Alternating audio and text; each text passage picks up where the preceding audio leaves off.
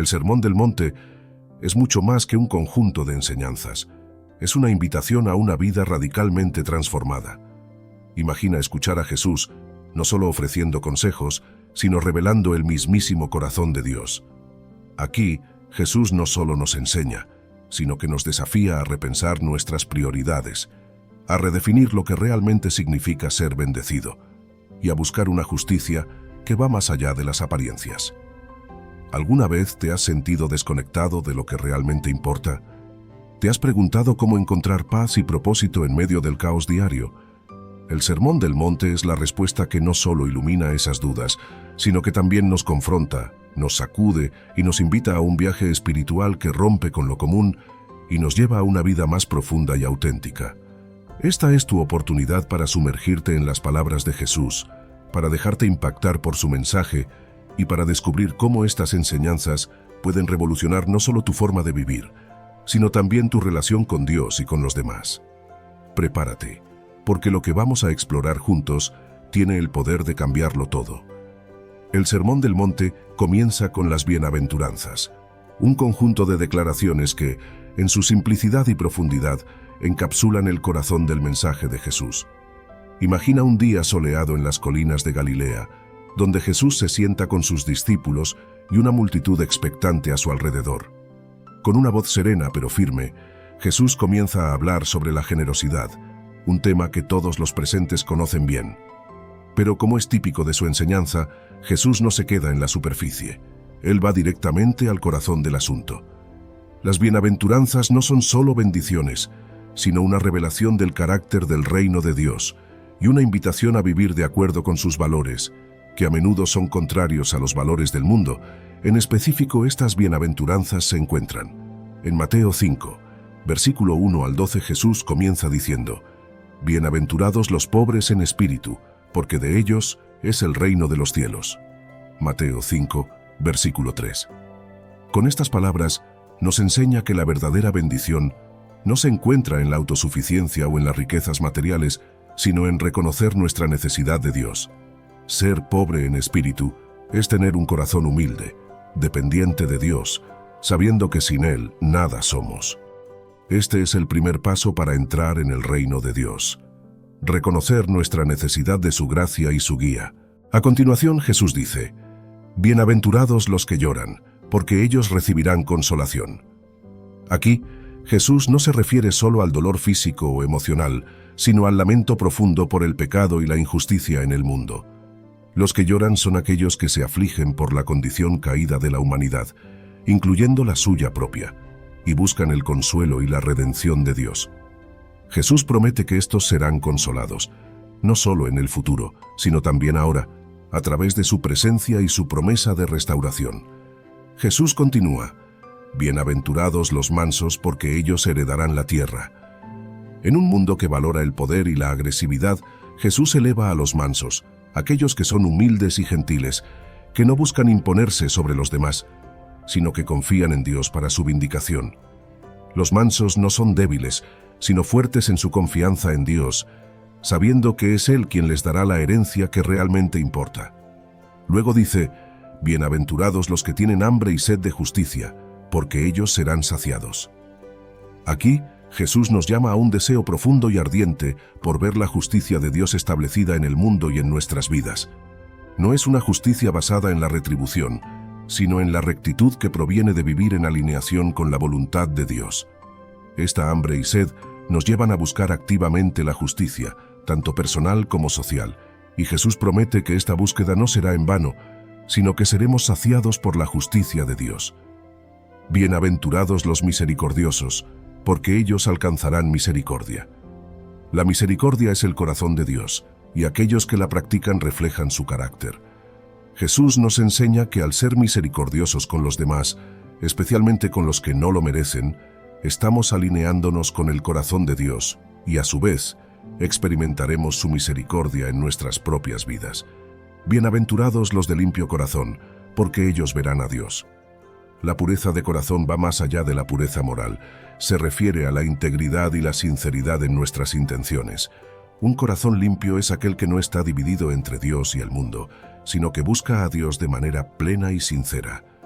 Jesús promete que aquellos con un corazón puro tendrán la bendición más grande, la visión de Dios, tanto en esta vida como en la eternidad.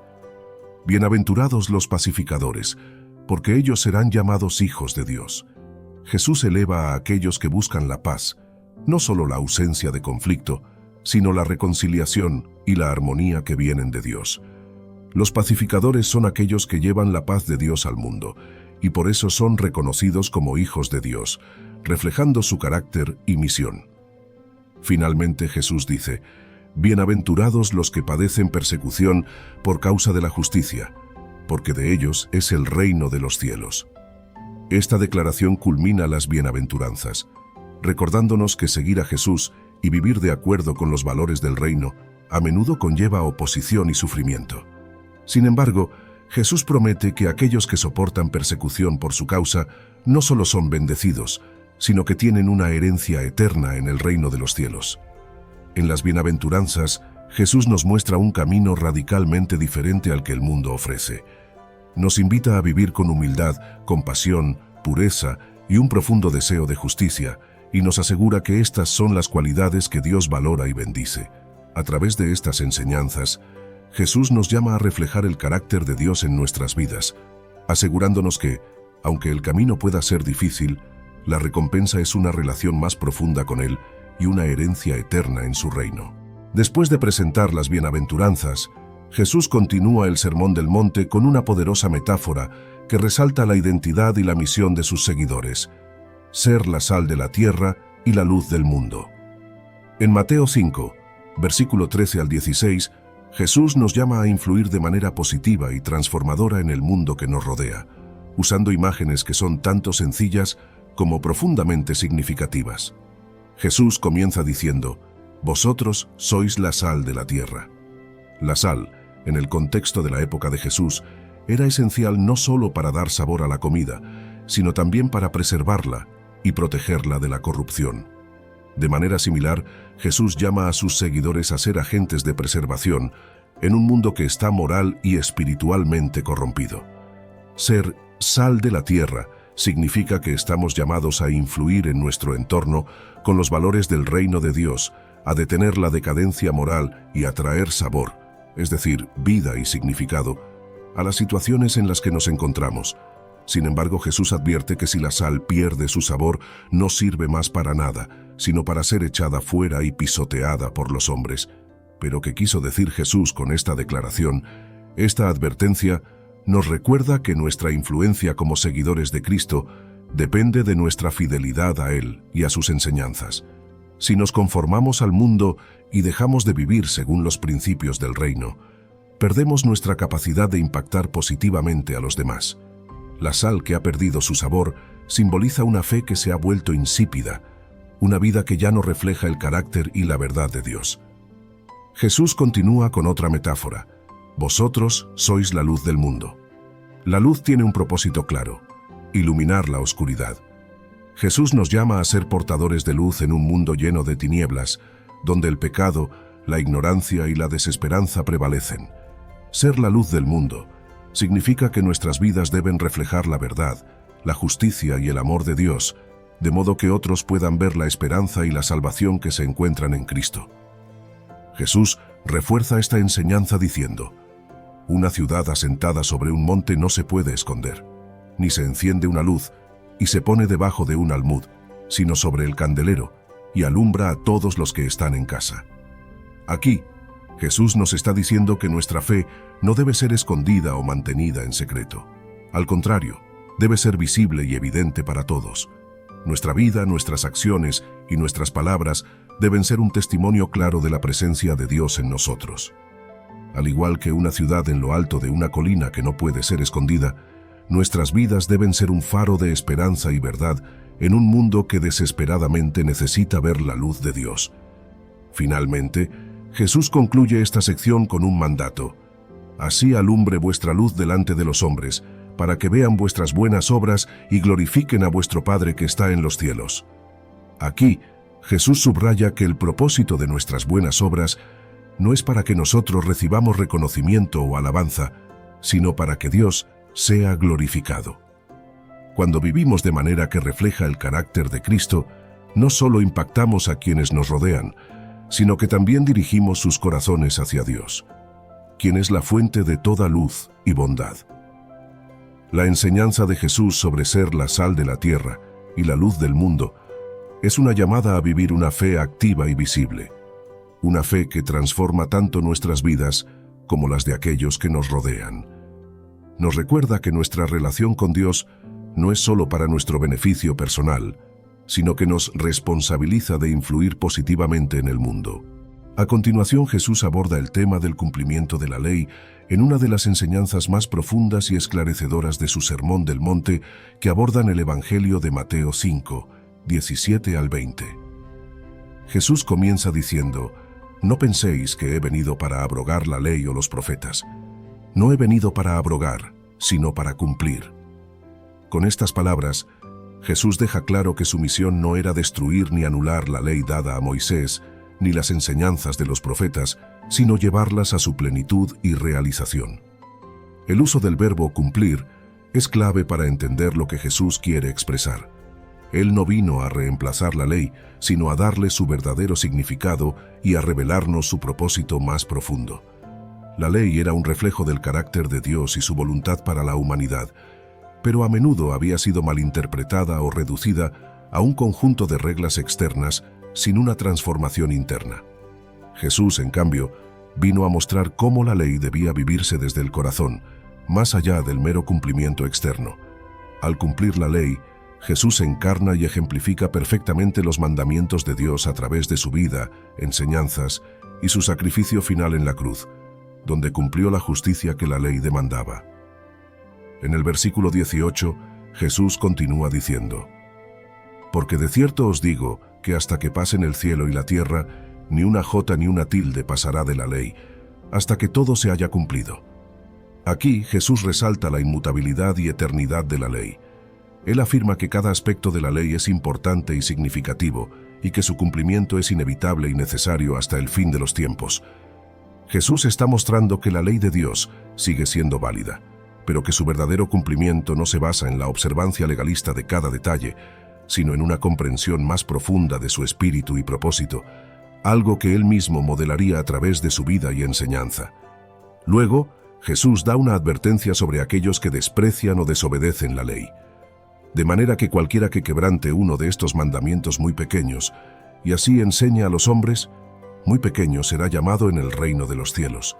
Mas cualquiera que los haga y los enseñe, éste será llamado grande en el reino de los cielos.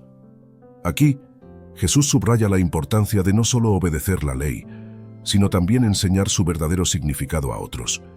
Él destaca la responsabilidad de los creyentes de vivir conforme a los mandamientos de Dios y guiar a otros en la verdad.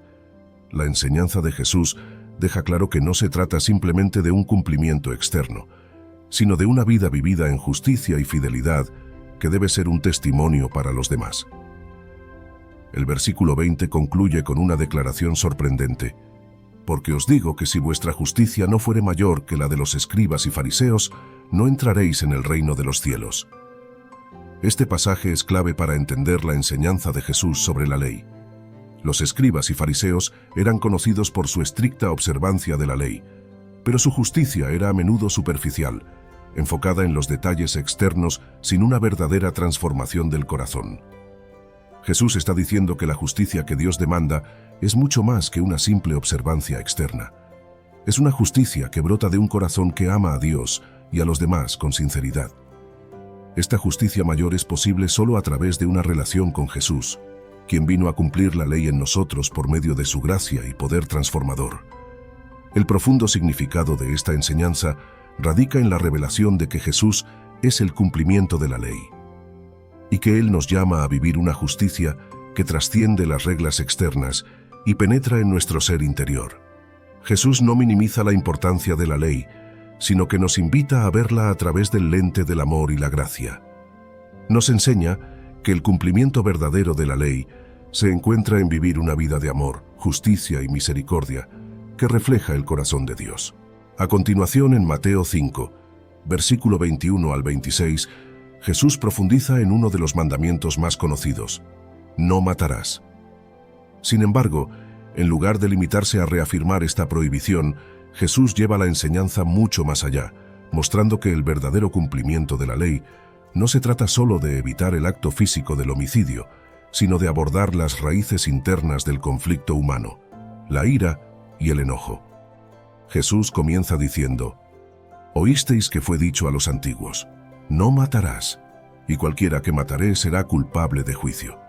Aquí, Jesús se refiere al sexto mandamiento, que prohíbe el asesinato y reconoce que aquellos que cometen homicidio son responsables ante la justicia.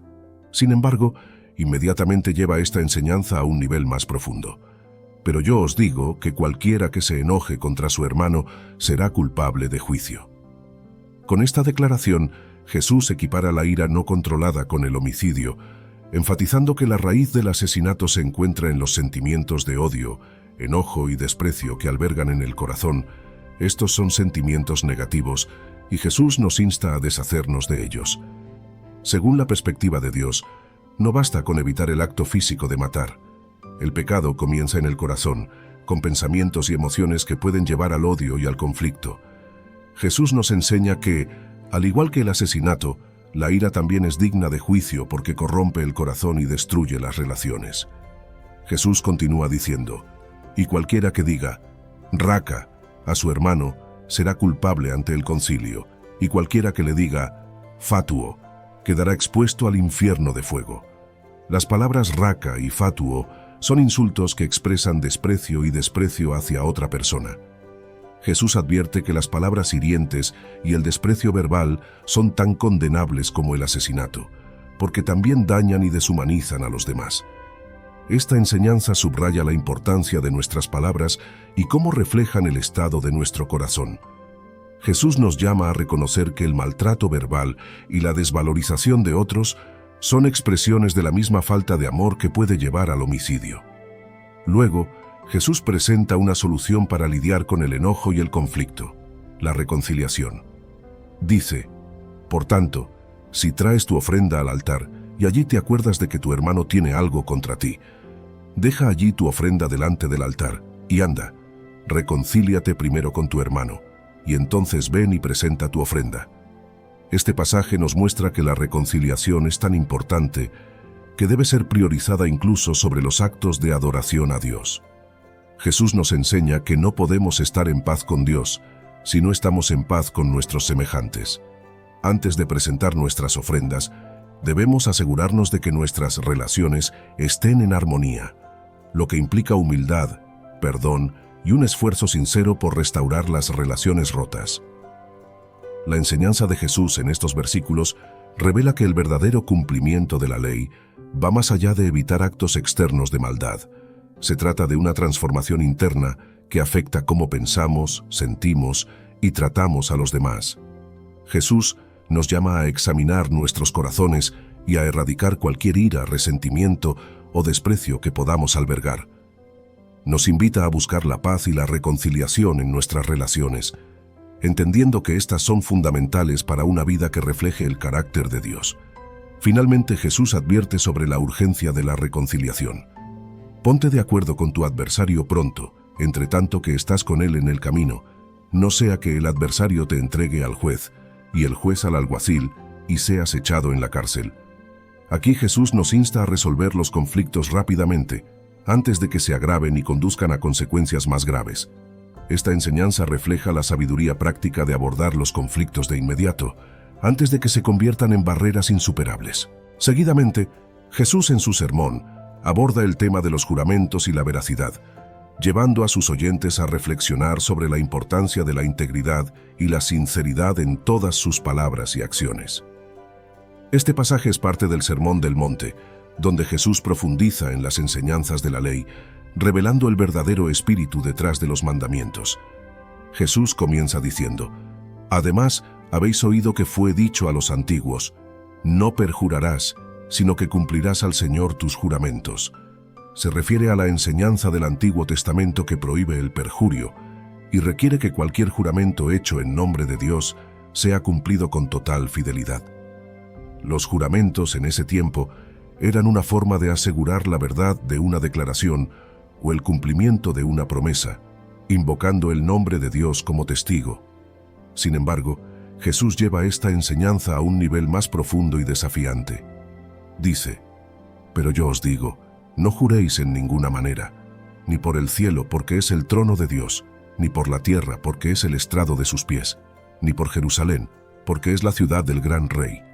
Ni por tu cabeza jurarás, porque no puedes hacer blanco o negro un solo cabello». Con estas palabras, Jesús no solo prohíbe el uso de juramentos, sino que nos invita a una vida de tal integridad y veracidad que los juramentos se vuelvan innecesarios. Jesús está enseñando que las personas que viven de acuerdo con los principios del reino de Dios no necesitan recurrir a juramentos para ser creíbles. La necesidad de jurar en vano o invocar algo superior para garantizar la veracidad de nuestras palabras es una señal de que la verdad no es nuestra norma habitual. Jesús nos llama a ser personas cuya palabra sea confiable y verdadera por sí misma, sin necesidad de añadidos que refuercen su autenticidad.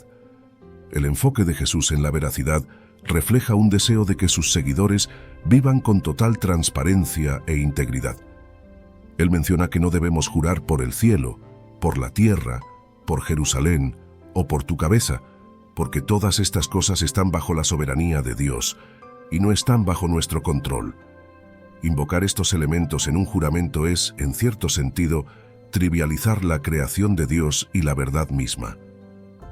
El clímax de esta enseñanza llega cuando Jesús dice: «Pero sea vuestro hablar sí, sí, no, no, porque lo que es más de esto, de mal procede». Aquí Jesús establece que la simple honestidad debe ser la norma en la vida de un seguidor de Dios. Un sí debe ser un sí y un no debe ser un no. Jesús subraya que cualquier cosa más allá de esto puede abrir la puerta al engaño o a la manipulación. El mensaje de Jesús en este pasaje es claro: la integridad y la verdad son fundamentales para una vida que agrada a Dios. Jesús nos está llamando a ser personas de palabra, cuya sinceridad sea tan evidente que no necesitemos respaldar nuestras promesas o declaraciones con juramentos. En un mundo donde la verdad a menudo se distorsiona o se manipula, Jesús nos desafía a ser diferentes, a ser portadores de la verdad en todo momento y en todas nuestras interacciones. Seguidamente, Jesús nos lleva a explorar más en profundidad lo que significa vivir una vida de generosidad y caridad, que son las cualidades esenciales para acudir al reino de Dios. Estas cualidades se mencionan en Mateo 6, versículo 1 al 4. Jesús nos invita a examinar no solo nuestras acciones, sino también las motivaciones detrás de ellas. Esta enseñanza nos desafía a considerar cómo y por qué damos, revelando que la verdadera generosidad proviene de un corazón que busca agradar a Dios, no de uno que anhela el reconocimiento de los demás. Jesús comienza a hablar sobre la generosidad, un tema que todos los presentes conocen bien, diciendo: «Guardaos de hacer vuestra justicia delante de los hombres, para ser vistos por ellos. De otra manera, no tendréis recompensa de vuestro Padre que está en los cielos». Jesús abre esta enseñanza con una advertencia clara: no debemos hacer nuestras buenas obras para impresionar a los demás o para recibir elogios. La cultura de la época, como la nuestra hoy, valoraba las muestras públicas de piedad y generosidad. Era común que los ricos hicieran grandes donaciones en público para ganar prestigio y admiración. Pero Jesús nos recuerda que el valor de nuestras acciones no se mide por el reconocimiento humano, sino por la autenticidad con la que son realizadas. Jesús continúa: «Cuando pues des limosna, no hagas tocar trompeta delante de ti, como hacen los hipócritas en las sinagogas y en las calles, para ser alabados por los hombres. De cierto os digo que ya tienen su recompensa». Aquí, Jesús usa una imagen poderosa, la de alguien haciendo sonar una trompeta antes de dar limosna, una exageración que subraya la búsqueda del reconocimiento. Aquellos que actúan de esta manera ya han recibido su recompensa, la admiración temporal de los hombres. Pero esta recompensa es superficial y pasajera, comparada con la bendición eterna que Dios otorga a quienes dan con un corazón puro y desinteresado. Entonces, Jesús nos muestra el camino que debemos seguir.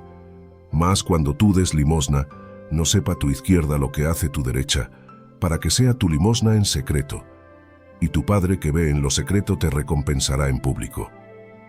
Esta instrucción nos lleva a una generosidad que es discreta, casi invisible. Jesús nos invita a dar de tal manera que ni siquiera nuestra mano izquierda sepa lo que está haciendo la mano derecha. Una metáfora que nos recuerda que nuestra generosidad debe ser tan natural y sin pretensiones que ni siquiera nos demos cuenta de nuestro propio acto. Esto nos llevará a realizar actos por el bien de Dios, y no en busca de la validación de los demás y su reconocimiento. El mensaje de Jesús aquí es claro. La verdadera generosidad no busca aplausos ni reconocimiento. Es una expresión sincera de amor y compasión que fluye de un corazón que desea agradar a Dios, no a los hombres. Cuando damos en secreto, nos liberamos del ego y nos alineamos con la pureza de la intención que Dios desea para nosotros. Y aunque nuestra generosidad no sea vista ni celebrada por el mundo, Jesús nos asegura que nuestro Padre Celestial, quien ve en lo secreto, nos recompensará abiertamente. Esta enseñanza nos invita a reflexionar sobre nuestras propias motivaciones al dar. ¿Estamos buscando ser vistos y reconocidos? ¿O estamos dando desde un corazón que simplemente quiere hacer el bien por el bien mismo, en respuesta al amor de Dios? Jesús nos llama a una vida de generosidad auténtica, una vida donde nuestras acciones son impulsadas por un deseo profundo de reflejar el amor y la gracia de Dios, sabiendo que la verdadera recompensa no viene de la aprobación humana, sino de la aprobación divina. Seguidamente en Mateo 6, versículo 5 al 15, Jesús nos entrega una de las enseñanzas más poderosas y transformadoras del Sermón del Monte, la oración del Padre Nuestro. Esta oración no es solo una guía para hablar con Dios, es una revelación profunda del poder que tiene la oración para conectar nuestro corazón con el de Dios y transformar nuestras vidas. Jesús comienza enseñándonos cómo no debemos orar, y cuando oréis, no seáis como los hipócritas, porque ellos aman orar en pie en las sinagogas y en las esquinas de las calles, para ser vistos por los hombres. De cierto os digo que ya tienen su recompensa. Jesús nos advierte que la oración no debe ser un acto de exhibición, una manera de ganar la aprobación de los demás. La oración es mucho más que un ritual público. Es un encuentro íntimo con Dios, donde lo que importa no es lo que otros piensan, sino la sinceridad de nuestro corazón.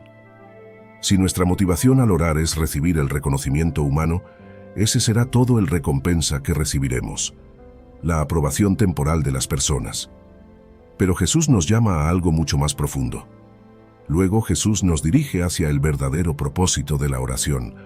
Mas tú, cuando ores, entra en tu aposento, y cerrada la puerta, ora a tu Padre que está en secreto, y tu Padre que ve en lo secreto te recompensará en público. Aquí, Jesús resalta el valor de la oración en secreto, la oración que nace de un corazón humilde y enfocado en Dios. Este tipo de oración es poderosa porque no busca impresionar a los demás, sino que anhela la conexión sincera con nuestro Padre Celestial. Cuando oramos en lo secreto, sin buscar la aprobación de los demás, Dios nos recompensa con su presencia y con la manifestación de su poder en nuestras vidas. Jesús también nos enseña que la oración no consiste en la cantidad de palabras, sino en la autenticidad de nuestra conexión con Dios. Y al orar, no uséis vanas repeticiones, como los gentiles, que piensan que por su palabrería serán oídos. Dios no está interesado en largas oraciones llenas de palabras vacías. Lo que Él busca es un corazón sincero que se acerque a Él con fe y humildad. La oración poderosa no es la que impresiona por su elocuencia, sino la que toca el corazón de Dios por su autenticidad. En este contexto, Jesús nos entrega la oración del Padre Nuestro, una oración que encapsula las verdades más fundamentales y el poder de la oración en su forma más pura. Finalmente, Jesús subraya la importancia del perdón. Porque si perdonáis a los hombres sus ofensas, os perdonará también a vosotros vuestro Padre Celestial. Pero si no perdonáis a los hombres sus ofensas, tampoco vuestro Padre os perdonará vuestras ofensas. Mateo 6, versículo 14 al 15. Aquí, Jesús destaca que el perdón no es opcional, sino esencial para vivir en el poder de la gracia de Dios. Nuestra disposición a perdonar abre las puertas para que el poder de Dios opere plenamente en nuestras vidas. En la parte final del Sermón del Monte, Jesús aborda un tema que toca profundamente el corazón de nuestras preocupaciones diarias: las necesidades materiales. En Mateo 6, versículo 25 al 34, Jesús nos invita a liberarnos de la ansiedad y la preocupación por las cosas materiales, llamándonos a confiar plenamente en la provisión y el cuidado de Dios. Jesús comienza con una declaración que resuena en lo más profundo de nuestras vidas cotidianas. Por tanto os digo, no os afanéis por vuestra vida, qué habéis de comer o qué habéis de beber, ni por vuestro cuerpo, qué habéis de vestir. ¿No es la vida más que el alimento y el cuerpo más que el vestido? Con estas palabras, Jesús nos desafía a ver más allá de las preocupaciones superficiales que a menudo nos abruman. Él nos invita a recordar que la vida es mucho más que las cosas materiales y que nuestro valor y seguridad no dependen de lo que tenemos, sino de quiénes somos ante los ojos de Dios. Para ilustrar su punto de manera creativa, Jesús nos dirige a la naturaleza, algo con lo que todos podemos relacionarnos. Mirad las aves del cielo, que no siembran, ni siegan, ni recogen en graneros, y vuestro Padre Celestial las alimenta. ¿No valéis vosotros mucho más que ellas? Aquí Jesús nos pide que observemos la creación y veamos cómo Dios cuida de las aves, que no se preocupan por su sustento porque confían implícitamente en la provisión de su Creador. Si Dios cuida también de las aves, ¿cuánto más cuidará de nosotros, que somos sus hijos amados? Jesús sigue preguntando, ¿y quién de vosotros podrá, por mucho que se afane, añadir a su estatura un codo? Con esta pregunta retórica, Jesús nos hace ver la inutilidad de la preocupación. Por más que nos preocupemos, no podemos cambiar las circunstancias ni aumentar nuestra vida por un solo momento. La preocupación no solo es inútil, sino que también nos roba la paz y nos desvía de confiar en Dios. Jesús luego nos lleva a otro ejemplo de la naturaleza. Y por el vestido, ¿por qué os afanáis? Considerad los lirios del campo, cómo crecen. No trabajan ni hilan. Pero os digo que ni aun Salomón con toda su gloria se vistió así como uno de ellos. Aquí, Jesús nos invita a contemplar la belleza de las flores que no hacen ningún esfuerzo por vestirse, y sin embargo son adornadas por Dios con una belleza incomparable. Si Dios cuida así de las flores, que son efímeras, ¿cómo no cuidará aún más de nosotros? Después de establecer esta verdad sobre la provisión de Dios, Jesús nos insta a cambiar nuestro enfoque. No os afanéis, pues, diciendo, ¿qué comeremos, o qué beberemos, o qué vestiremos? Porque los gentiles buscan todas estas cosas. Pero vuestro Padre Celestial sabe que tenéis necesidad de todas estas cosas. Aquí, Jesús nos recuerda que nuestro Padre Celestial conoce nuestras necesidades antes de que las expresemos. Él sabe lo que necesitamos, y su deseo es proveer para nosotros. En lugar de preocuparnos por estas cosas, Jesús nos invita a confiar en que Dios, en su amor y sabiduría, cuidará de nosotros. Finalmente, Jesús nos da la clave para vivir libres de preocupación. Mas buscad primeramente el reino de Dios y su justicia, y todas estas cosas os serán añadidas. Jesús nos llama a poner a Dios en primer lugar en nuestras vidas. Cuando buscamos su reino y su justicia, cuando hacemos de nuestra relación con Él nuestra prioridad, todo lo demás encuentra su lugar. Dios promete que cuando lo ponemos a Él primero, Él se encargará de nuestras necesidades. Este es un llamado a vivir con una fe sencilla, confiando en que Dios no solo nos ve, sino que también provee para cada detalle de nuestras vidas. Jesús concluye con un consejo práctico, así que no os afanéis por el día de mañana, porque el día de mañana traerá su afán. Basta a cada día su propio mal. Mateo 6, versículo 34. Aquí, Jesús nos enseña a vivir en el presente, confiando en que Dios está con nosotros en cada momento. Preocuparse por el futuro solo nos aleja del descanso que Dios nos ofrece hoy. El mensaje de Jesús en esta enseñanza es profundamente liberador. Nos llama a dejar de lado nuestras preocupaciones por las cosas materiales y a confiar en que Dios, nuestro Padre amoroso, cuidará de nosotros.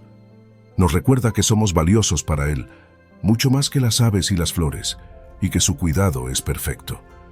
Jesús nos invita a vivir una vida centrada en Dios, donde nuestra mayor preocupación no es lo que necesitamos, sino cómo podemos vivir en su amor y reflejar su voluntad en el mundo actual. El Sermón del Monte es una de las enseñanzas más profundas y transformadoras de Jesús.